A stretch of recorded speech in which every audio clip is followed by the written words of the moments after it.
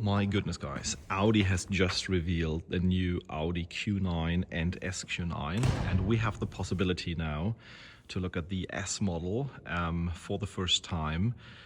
I mean, I love that grille. I mean, this wide look here from the front, and also those silver parts which we know from the S models. Looks like a very, I mean, although it's of course shouty and some parts might be controversial, it's a very classic Audi design, I would say. Also the shape, Daytona gray exterior, the wheels that we know from the S-Core, the silver mirror caps, it's very nice.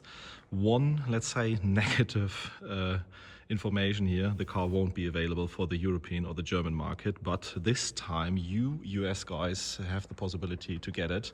I mean, there were a lot of complaints in the past that the US was not getting all the cool RS models and S models, but now it is finally the time that you are getting a car that we're not able to drive, unfortunately. Maybe there will be a driving event and I will be driving it for you, but we can't buy it and order it in Germany. So let's pop open the engine bay, because underneath here, the well-known, see if I can do this, well-known 4.0 V8 TFSI, 590 HP. I think 800 Newton meters of torque, if I'm not mistaken. So this car will definitely move. Yeah, and it's very, very nice to see manufacturers are just releasing cars with nice petrol engines. Of course, yeah, as said in the beginning, this engine won't be available, and this S model won't be available in Europe, in Germany, but at least you in the US have the possibility to run this nice V8, and I think also other markets will get the V8. We have to, in Germany, have to live with V6 TDI, 300 horsepower, 320. We have to live with the V6 TFSI, or a full hybrid version will also be coming later. So first of all, looking at the design, you can see a very upright front. So this car is, yeah, really in your face. And also the rear is very boxy. And you probably know that, I mean, there are other cars on the market, like the GLS, like the X7 and some other cars, which this car is aiming for. It's a 5.30 meter SUV, and oh yeah, look at this rear here. That looks really good. I would say an interesting part that Audi is probably not making the most controversial cars, and you will also see the screen inside in just a second. It's not the biggest hyper screen like in any other car, but it's a very classy design and something that probably we as customers would like. It's focusing on usability, focusing on simple design elements, yeah, having real exhaust tips. And you've heard it in the beginning, that exhaust sound is still there. And yeah, maybe not making all the design jokes that others are doing, and building a car that just sits on the road well and has presence and works fine. I also think that the design elements are very classic Audi elements here, because the hips in the rear and in the front is what you would expect from an Audi. And of course you can see, I mean, specifically with those S wheels in the back. I don't know what size we have here. I think we have two No, 315. 315 tires in the rear. That's amazing. Of course, has a lot of stance on the road. Something that you will see with the Q model later on is that we also have an illuminated grille, because you can barely see it here, but there's some light in there, which just gives more reflection to this S design grille. Really like it. The regular Q model has the vertical lines. We will look at that in just a second. I prefer this one because the vertical lines, they have some kind of on a curve here at this point where they come let's say further to the front. But this car is actually having the lot better design, and as you can see right here, US spec.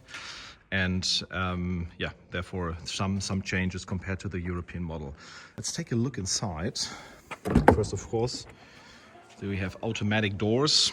Yeah, as said, it's probably, I'm not a huge fan of those automatic doors, honestly, because people don't know it, and then they just pull on the handle, and sometimes it doesn't work. It has nothing to do with the Audi car right here, but it's also the same with the automatic doors on a Tesla or on a BMW. Usually people are a bit confused with that, so I would probably not order that or deactivate it. Interior, you can see it. I mean, in times where all the manufacturers are doing hyper screens and yeah, changing the design of the interior totally, also the steering wheel design. If you look at BMW Neue Klasse models, hyperscreen or whatever, super screen, however it's called, with the new GLC and the C-Class. This looks quite, you can almost say conservative, and in a good way, because the car is focusing on quality. Steering wheel, the elements right here with the stitching and the leather on the airbag cover.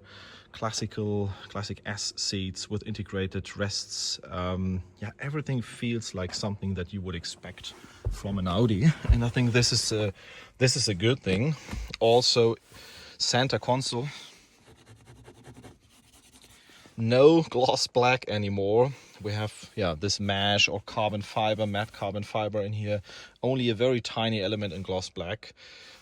Red start button, which is nice. Inductive charging, and also this Alcantara-like. This is even MagSafe for iPhones, that you can click your phone on and it's charging and not, let's say, moving around.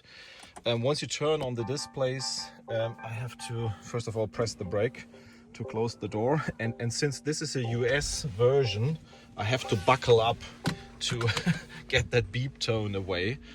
Of course, this display is bigger than in the regular Q3, at least from what I see, but it's the same design. We have a bigger passenger screen here from what compared to the other cars that we've seen. I'm not sure if that's really a size up from the Q7 that I've already shown. I don't think so, but it's a size up compared to the A5 and A6 from what I've seen. And yeah, everything feels premium and feels usable.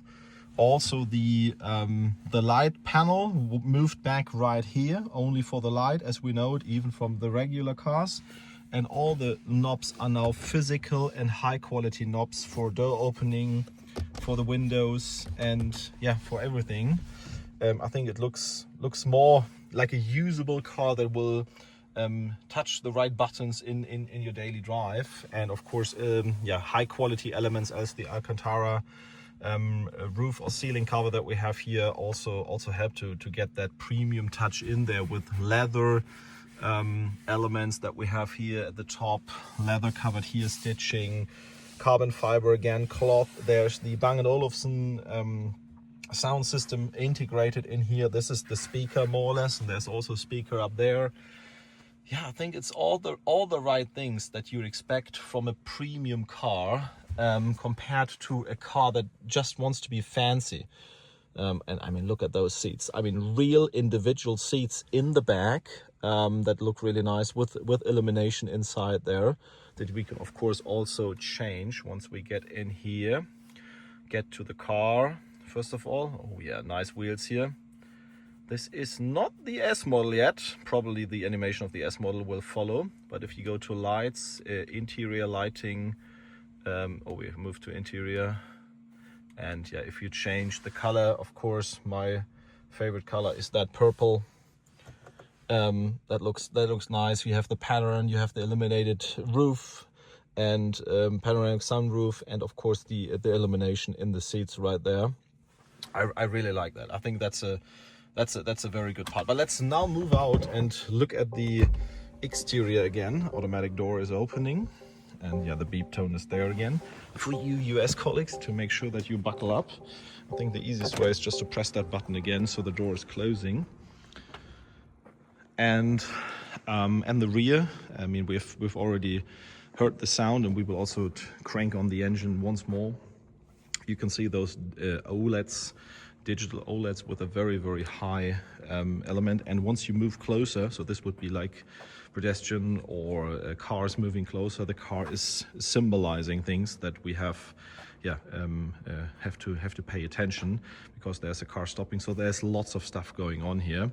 And if we, I think, turn on the indicator, you will also see an illumination on the ground. So if I'm not now closing the door, yeah, it's very bright in here, but even in this super bright surrounding, you can now see that there's the indicator, and on the ground, it's showing you that the car is moving over, maneuvering, whatever, and it's likely also happening. By the way, nice aluminum mirror cap. I love that. I just love this S design with this matte aluminum. I think there's so many Audi S vibes from the past. And yeah, right here, you also have the indication that this car is moving over, and it's made possible by this element right over there. So I think overall a very nice feature, and adds up to the high-tech character of the car. Wasn't a fan, first of all, when I saw the Q9 model with the vertical lines, but this one looks spot on, have to say, with the S grille. Yeah, really a step up in design. And as said before, probably not the most controversial car, but it's an evolution of what you would expect as an Audi customer. And if you're moving up from a Q8 or Q9, Q7 right now, you will directly get familiar with this car, because it's touching the right things with quality, usability, physical buttons again, classic design, probably also a design that will still look good after 10 years. It's probably not a design that, let's say, grows old very quickly. Some of the other manufacturers with those, let's say, very shouty designs, sometimes you don't know if that's really a car that will be looking good in 10 years still. But yeah, really like the design, and really like also the details that they have put together. I mean, look at this here. This just looks, that angle is just so nice. Probably also your thumbnail angle.